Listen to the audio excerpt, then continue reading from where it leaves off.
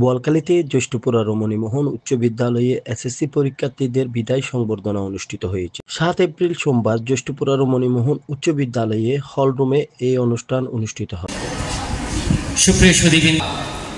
উজ্জ্বল চৌধুরী এতে বিদ্যালয়ের প্রধান শিক্ষক তাপস কুমার ঘোষ এর সভাপতিত্বে ও সিনিয়র শিক্ষক সুজন বড়ুয়ার সঞ্চালনায় অনুষ্ঠানে প্রধান অতিথি হিসেবে উপস্থিত ছিলেন জ্যেষ্ঠপুরা রমণীমোহন উচ্চ বিদ্যালয়ের পরিচালনা পর্ষদের সভাপতি, বোয়ালখালী উপজেলা বিএনপির সিনিয়র যুগ্ম আহ্বায়ক ও বিআরডিবি এর চেয়ারম্যান আলহাজ নুরুন্নবী চৌধুরী।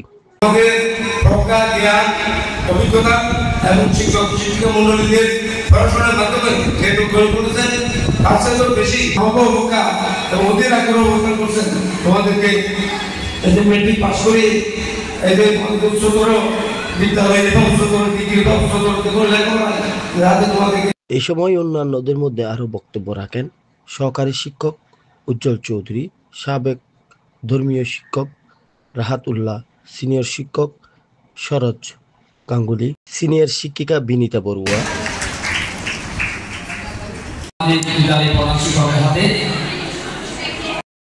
এবার রমণীমোহন উচ্চ বিদ্যালয়ের 114 জন ছাত্রছাত্রীরা এসএসসি পরীক্ষায় অংশগ্রহণ নেবেন।